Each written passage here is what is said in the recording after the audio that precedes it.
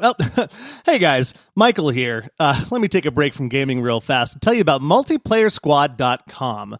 The Multiplayer Gaming Podcast is an independent podcast, which means we depend on listener support to do what we do every single week. So if you're really enjoying what you're hearing and the content we're putting out, consider supporting the show. We also give you extra perks like bonus episodes, which are really cool. It's really just a bunch of fun banter and all kinds of cool stuff, and we talk about random things. So if you want to support the show, head over to multiplayersquad.com and get started right now. All right, on to the show.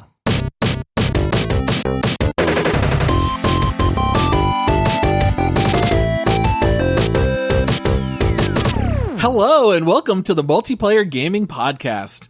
We are three lifelong gamer dads who love to hang out and talk about video games.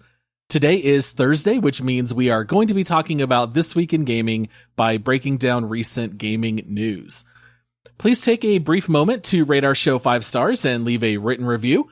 Please also consider supporting us on Patreon. Support starts at $5 a month, and you'll get some bonus episodes on our Squadcast feed, which is a lot sillier than this show. And on top of gaming, we debate things like what makes the best sandwich, what were your favorite slang words as a kid, and which is more of an actual salad, fruit salad or potato salad. Just check out multiplayersquad.com to see our Patreon page. I am your host, Paul, and I am here, as always, with my 2 gaming brothers. First up, he's been busy as an assassin because of his personal creed. It's Josh. Hey! I would never assassinate anybody, Paul, and get caught. Right. Oh, man. And with us, he is busy as a campus administrator, designing and running his own university. It's Michael. Oh, I feel bad for every student there. I don't even know what that university would look like. You don't have the credentials to run a university by yourself, Michael? I can fake things really well, so I'm going to say sure, I can make it happen. You build a strong team around yourself and you look good. There you go. Exactly. Just hire the right people. That's exactly what I was going to say. Partner with the right people, and rising tide floats all boats. That's kind of like the show. I don't actually contribute at all, but people are like, you know what, your show is great. I'm like, thank you. They're like, no, the other 2 guys do a good job. Oh, Michael, no need to be so humble. We love having you here. So this week in gaming news, I don't know that there was anything necessarily earth-shattering, but there's a lot that we're going to talk about here. Let's start things off by talking about Assassin's Creed. So we had seen some rumors online that the next Assassin's Creed was going to be called Mirage, and then Ubisoft officially announced the next game, which will be called Mirage, and they are going to be sharing more information at Ubisoft Forward on September 10th. What do you guys think about this news? Why don't they call this game what it really is? Assassin's Creed Reskin. Like every Assassin's Creed game, it's just the same thing. Now, Michael, they change like one little part of the story to where you're a different assassin or you're in a different time characters. Period. You know, that's true, and that is what I like about the game. Wait, do you mean that the gameplay is exactly the same as every other game, except that they went from like sneakily assassinating people to just being a giant open world game with multiple quests and fighting? Insert enigmatic agreement here. Are you talking about Ubisoft, how they haven't changed their formula in like the last 20 games that they've made? Yeah, and it's different. Like if you're not changing the formula on something like chicken noodle soup that's already great, that's different. But you got to change with the times when it comes to games. Yes, the Ubisoft formula of keep it the same, just make it look a little bit different. So it sounds like neither of you really care at all about this news. Now, Josh did say recently that Ubisoft is dead to him. He has no plans to play any of their games anytime soon. I might be in a little bit of a different place. I have not played an Assassin's Creed game since Black Flag, which I cannot believe is 9 years ago. Wow. And I actually do have a little bit of a hankering for some Assassin's Creed. It's been a really long time. I played 1, 2, and then Black Flag. So I know on our Squadcast episode, we talked about how Assassin's Creed Origins is available for free on Prime Gaming. I'm going to go ahead and download that and just play a little bit of Assassin's Creed for free, because it's been almost a decade for me. We talked about this a little bit on the Squadcast. The last Assassin's Creed game that I actually played was Assassin's Creed Odyssey. I thought it was plenty fine of a game. I mean, beautiful graphics, good gameplay, good fighting, giant open world, some sailing that was akin to Black Flag, I guess, because I never played Black Flag. It just didn't grab me, man. And I think I'm going to stick with I'm just done with Ubisoft. I mean, the games were amazing at the time. I just am so tired of that formula at this point that I have zero interest. I mean, until an Assassin's Creed game comes out that is getting 10 out of 10s and everybody's like, this is the most revolutionary game I've played in years, I just have zero interest in Ubisoft anything at this point. Well, but this one's different, Josh. It's a mirage, Michael. Don't believe it. It's at least they're admitting to it at this point. We really didn't change anything. This is just a mirage. The cover art's different, but it's the same game we've released. Well, and according to what has been released, arguably leaked to the press on accident, but not leaked because it was revoked on Twitter or someone canceled it, whatever. This is like a sequel to a DLC. So, nope, that means more of the same. Well, it looks like the main character is probably, I think his name is Basim, which I wouldn't know because I didn't play Valhalla, but I think I read that the art looks to be that character. So it looks like they'll dive more into him. I did also read that they are going to be going a little bit back to the original formula, for better or worse. I know you guys are complaining that they're all the same, but most of the Assassin's Creed players did complain that they went more wide open world and less stealth. So for the core base, it sounds like they're going a little bit back to these days of stealth and assassination, less like what we saw in Valhalla and Odyssey, which to me sounds a little bit more up my alley. I like stealth games, like whether it's Hitman or Assassin's Creed. I'm into that style. So this is one that I'm going to have on my radar. It's not a definite buy, but if the buzz is good at release, I might look into it. I will say if they're going to go to one direction or the other, I actually do prefer the stealth aspect. The last Assassin's Creed game that I played, I don't remember which one it was, but I actually beat was the one where you're the white cloaked assassin guy. It's where you first kind of start to come across the Animus, I think is what they call it. I think that's the name of it, where you get in the machine and you get glimpses of the future, the past, or something like that. Weren't those the first three Assassin's Creed? Weren't those the Ezio games? I think that's the one, yeah. So it was more like a Renaissance type era Assassin's Creed. You're pushing through the crowds, you're bumping people, you knife the prefect in the kidney, and then you slowly get away or whatever. That was fun. Like, I liked it. Back in the day, that was, still fairly unique and stuff. I'm not a huge fan of stealth games. I like a little bit of stealth. I don't want to be forced into stealth always. But if they go that route, that would be actually better to me than the Odyssey type, where it's just like, I don't really have a lot of direction. It doesn't feel like that finely crafted experience. It's more just like, you can do whatever. And then it's like, all right, Ubisoft, I'm done with you. It's kind of awful because Paul's actually kind of talked me into thinking about playing an Assassin's Creed game now. But the only reason really is honestly because I'm a history buff and I like to play games that are historical. And so that's what I appreciate about these games. So maybe for me, it's okay that they're all the same. I just get a reskin to a different time period and more history. But I mean, the one we talked about on the Squadcast that's free right now, was it Odyssey?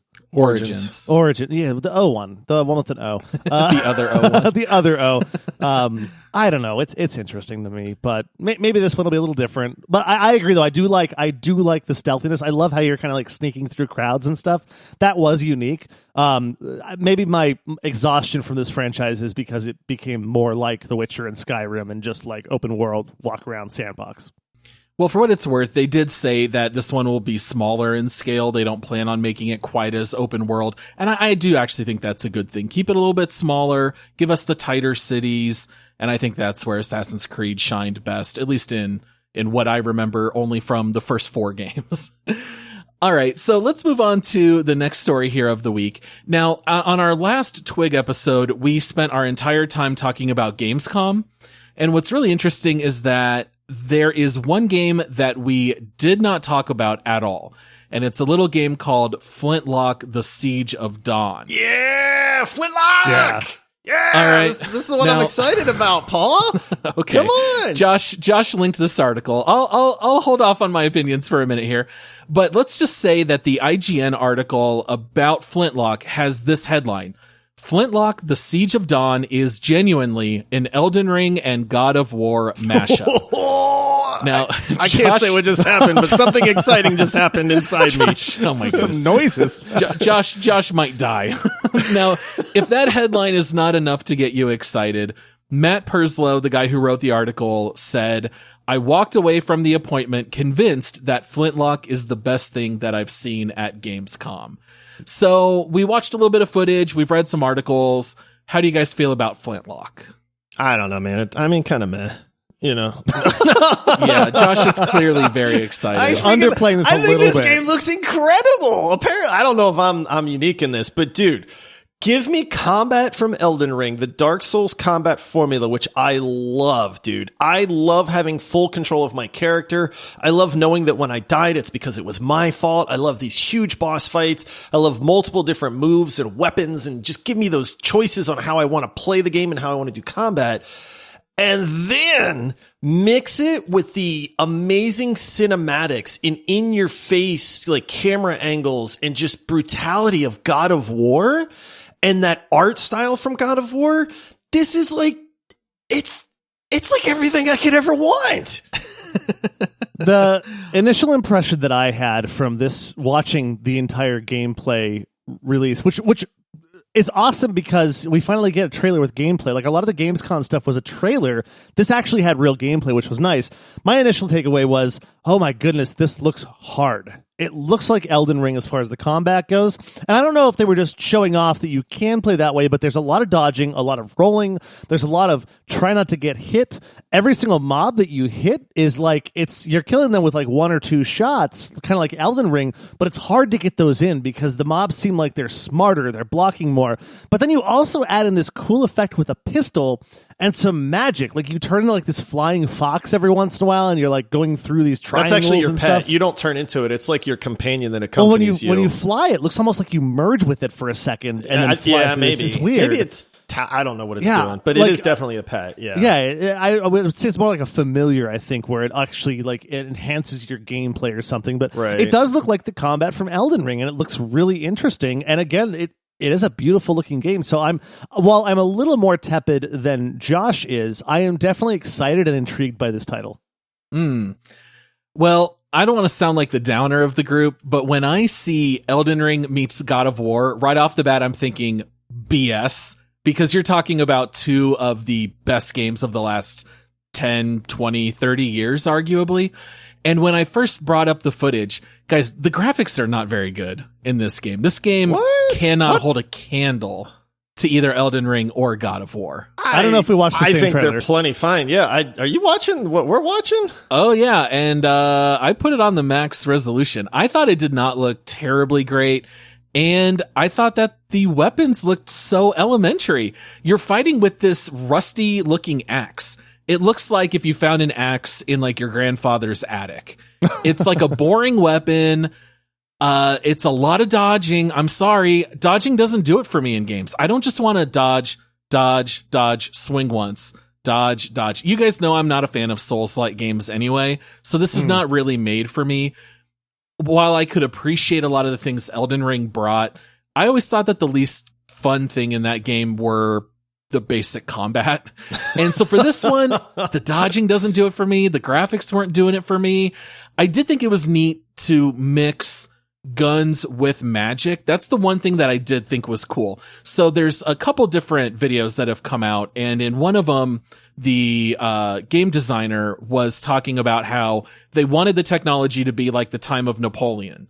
And so you've got this pistol in your left hand, your very vanilla axe in the right hand, and you can also use dark magic. So I did think that there were some neat ideas here.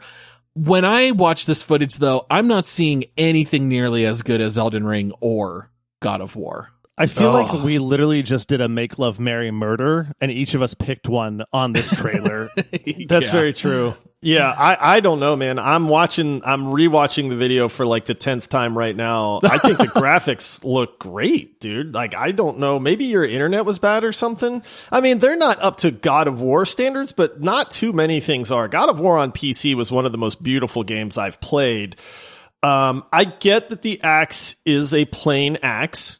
It looks like an axe from Home Depot. It's probably a level 1 axe, though. They're probably showing early thank gameplay. you, Michael. They don't want to give away anything. Yeah. You know, I mean, how good does an axe need to look to be able to chop something?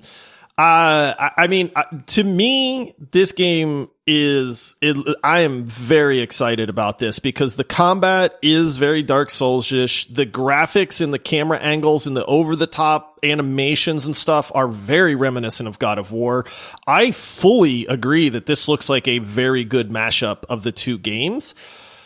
I'm pumped, man. I mean, it doesn't come out. The only thing that kind of sucks is when you look up the release date, which I instantly looked up because I'm really excited, is it just says early access, early 2023, which is, then it's like, well, crud, man. Like, does that mean that this game's going to release in early access, spend a year in early access before they release? I want my brain to forget about this game until it's like a month out, and then let me get excited all over again.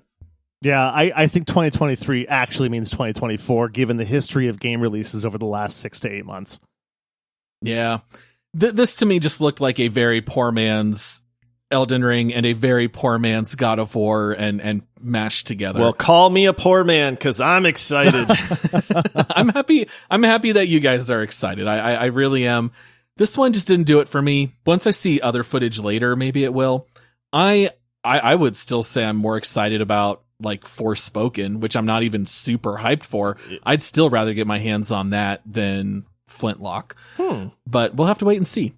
Now, speaking about God of War, the far superior game, let's spend a little bit of time talking about God of War. Have I said how much I love this episode so far, guys? I feel like it's my birthday or something going on right now.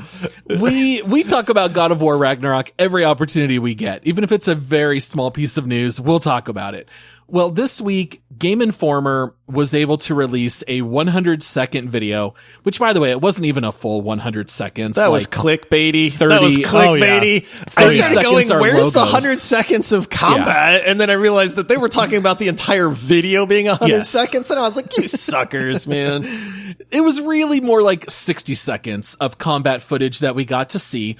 But this kind of confirms some things that we had suspicions of, and it also got to highlight some things that we had not yet seen. So, for example, this did confirm that we will have access to both the Leviathan Axe and the Blades of Chaos, which I think is a great thing. I think so too, man. They're adding to the combat. And it's funny because I love God of War, so I do a lot of reading and anything that I can get for snippets for Ragnarok. They're not overhauling combat. Like, let's be clear. These are just minor additions to the combat in the game. The combat in God of War is fine. Like, if nothing changes, I'd be okay with that. What they're doing is they're just tweaking it a little bit here and there. So if you're expecting like a massive overhaul to God of War Ragnarok's combat system, that's not what they're doing. You don't mess with something when it's really, really good. And so what they're doing is they're just giving you a few more options in the combat so that you can infuse your blades or your axe with, ice or fire elements. They've shown a couple moves from that. They've shown a couple things where it's like you can pull enemies towards you. You can use your Blades of Chaos, to like grapple up to ledges and things like that. So this is not reinventing the wheel. Don't take it like that. It's just saying, hey, we want to give you another option or two in combat so that you can kind of get into that flow a little bit differently if you like. And part of that's that they've given like more shield options, and they haven't gone super in depth with that, but I do know that they've introduced a couple shield types to where like it's almost like Black Panther where the suit absorbs the kinetic energy. So they have a shield where it'll absorb the hits, and then you can do this like shockwave thing with it.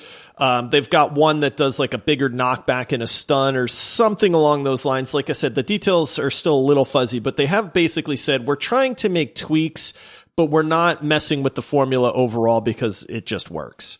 Yeah, I watched this trailer or the gameplay, and my thought was, yep, looks like God of War.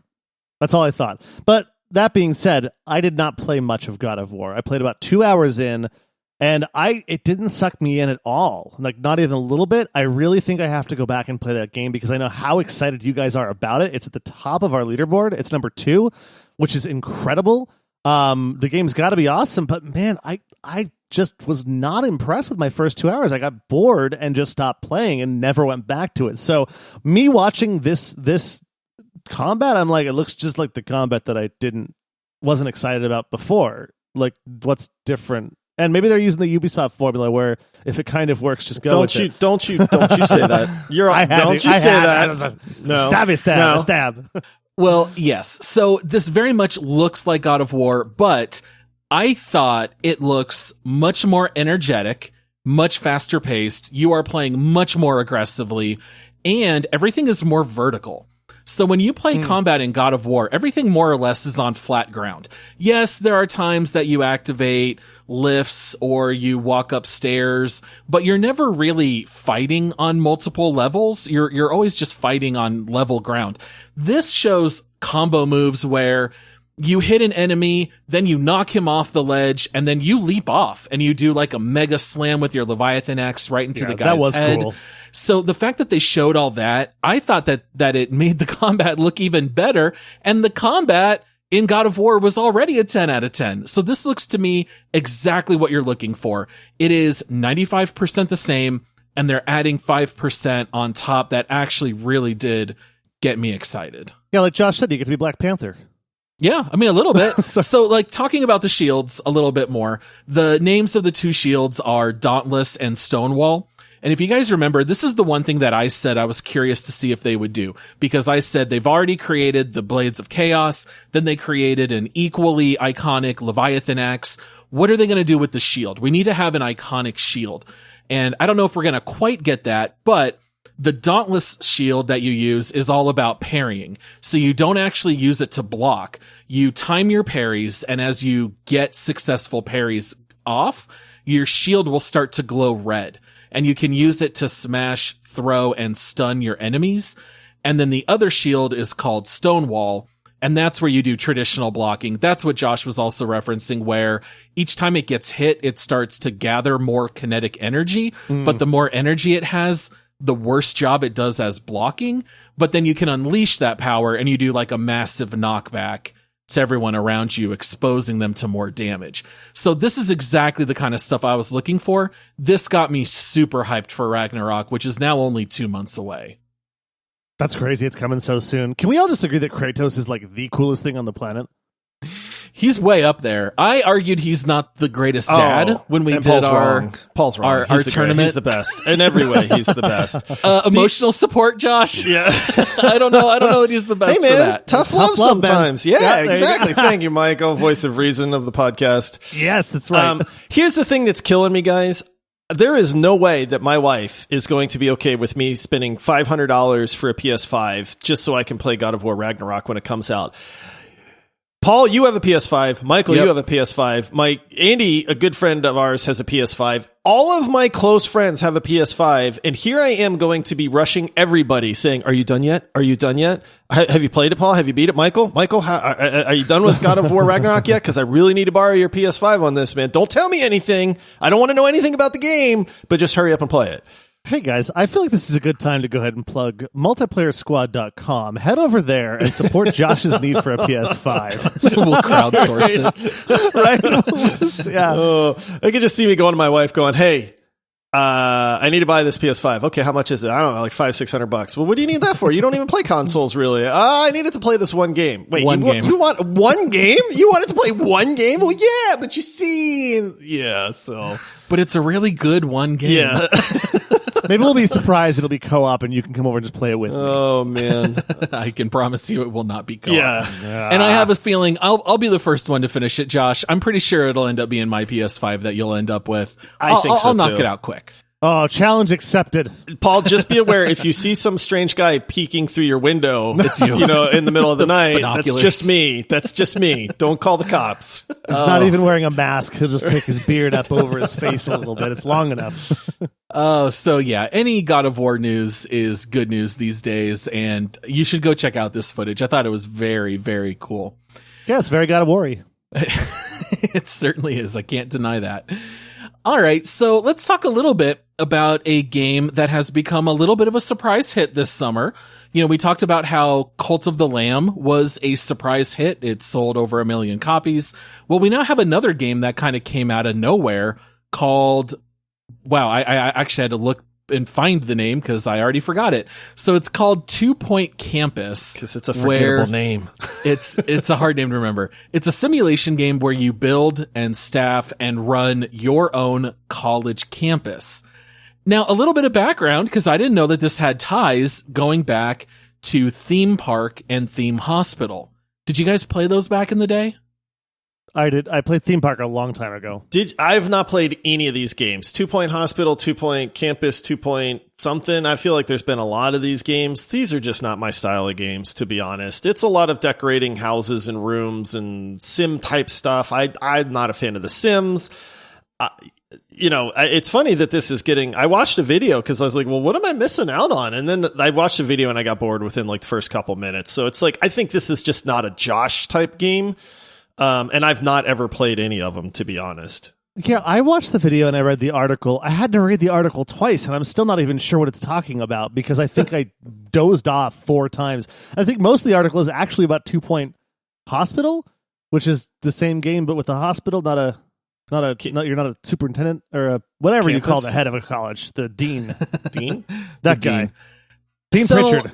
Okay, so you guys, I'm kind of shocked that you guys didn't play more Theme Park and Theme Hospital. Theme Park was like the biggest game for a couple years, and there were always debates between me and my friends whether you liked Roller Coaster Tycoon or if you liked Theme Park. I was always more of a Theme Park guy, and then when Theme Hospital came out, I loved it. I used to always bring the disc over to my girlfriend's house and we would play on their computer. I'd bring it back home and play it on mine. And the guys who created those games went and created their own studio, and they ended up making 2 Point Hospital a couple years ago, which I guess was a modest success. And now that they've come out with this one for 2 Point Campus, it has now sold over 1 million units in the last 2 weeks. And it's enormously popular. Even the developers have tweeted saying, we're really overwhelmed by just this huge support for the game. We really appreciate it. I love simulation games like this. It's very funny to me to hear Josh describe a simulation game as just doing decorations in a house, because that's not at all what this game is. This is where you have to actually build bathrooms, classrooms, science labs, and you have all these different options of how you want to run all those things. You have to hire janitors and teachers. You have to build the dorms. And one of the things that make it very cool is all of your staff and students have procedurally generated traits that make them interact with one another very differently. In that regard, it's a lot like RimWorld. And so you could end up hiring 2 teachers that have certain traits that they butt heads, and now they're not happy if they have to work together. That kind of stuff is built into this as well. So it's very much a simulation game, but I was just surprised to see that this one had so much success. The only negative thing I can read about it online is that they say if you already played a lot of 2 Point Hospital, this really is just a reskin, and it's very much the same gameplay mechanics. But for someone who hasn't played it before, it seems like a pretty fun game. What? Sorry, I just woke up from a short nap. Paul, go ahead and let Josh and I know how this one is.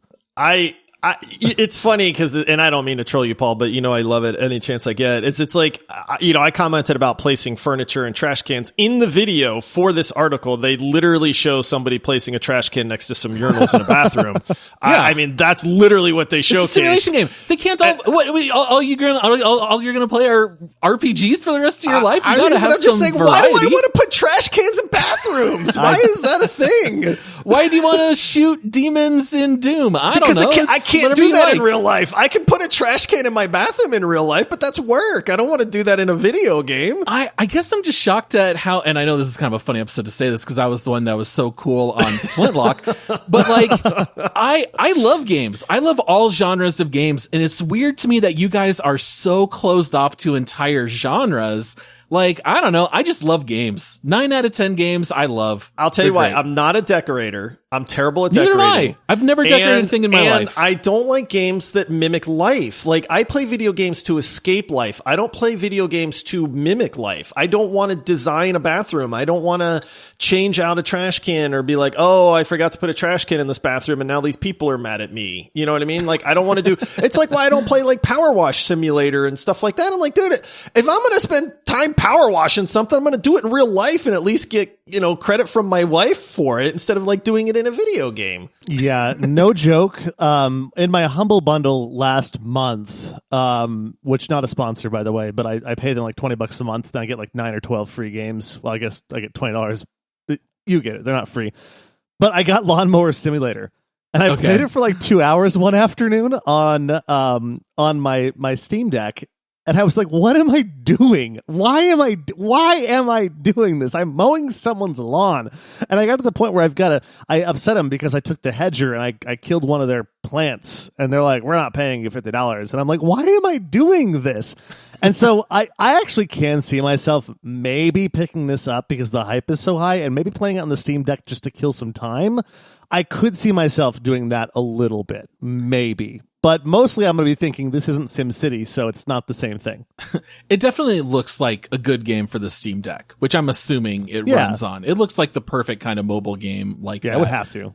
Yeah. I will give these credit. I know that sim games are super relaxing for a lot of people. Like that I get. Like I don't need to be competitive. I don't have to be on edge. I don't have to have super fast twitch reflexes. Like there's something cathartic about just designing something and kind of having a hand in the game and then letting the game kind of just flow, I guess. Like I get it. It's just not for me is the thing. Yeah, the one thing I do love about games like this is if you're ever like, hey, I'm going to my friend's house at 4:00 and it's 2:00 in the afternoon, you're like, I just need to kill the next 2 hours because I'm so excited about something coming up. These games do kill time very quickly. And that's one of the reasons I would play it is like you just get lost in the game and then all of a sudden it's time to go to that fun thing you want to do. Yeah, see, I think in a lot of ways, this is actually better escapism than your first-person shooters because it's a little bit more of a passive role where you are building things and you're setting philosophies and prices and hiring workers and all that. But then you get to see the fruit of that labor as you make a lot of money and it makes you feel successful. Like, that's why a lot of people love playing these games. And that is the form of escapism, but I get that that's not for everybody. You know what makes me feel really successful? Ripping the head off of a demon, shoving a grenade down its throat, putting its head back on, and then kicking him into a group of other demons. That's where I'm like, man, you know what? I am a successful guy right now. I just like some variety in my games. I like a little bit of everything. So that's I love a good simulation game. There's some good ones out there. All right. Well, I think that is all we are going to cover here for this week. We really appreciate you guys tuning in for This Week in Gaming. If you do not already follow us on socials, come follow us on Twitter and Instagram at MultiplayerPod. Those are largely done by Michael. He would love to hear from you guys there. We'd also love to have you join our free Discord server. There's a link in the episode description. We'd love you to come say hi. All three of us are very active in there, along with a really fantastic community. It's the best community ever, is what it is. It really, really is. And also, we will be back with a quick take episode on Saturday, and then after that, we'll have a bonus round episode on Monday. Should be a blast. We can't wait for you guys to tune back in for that. And I think that's all we have to cover today. I think that covers everything. I'm so sad. Because we're done recording for the day. And I love recording. I love talking about video games. Even bad video games where you just watch people play trash cans. Can you guys just whisper Elden Ring and God of War mashup to me as we close out the show? Elden Ring and God of War mashup. Oh, ASMR. We made an ASMR episode, guys. Oh, there you go. Elden Ring. All right. Well, thanks everyone for listening. We will see you all next time. Until then, happy gaming. Cheers all. All right. See you, everybody.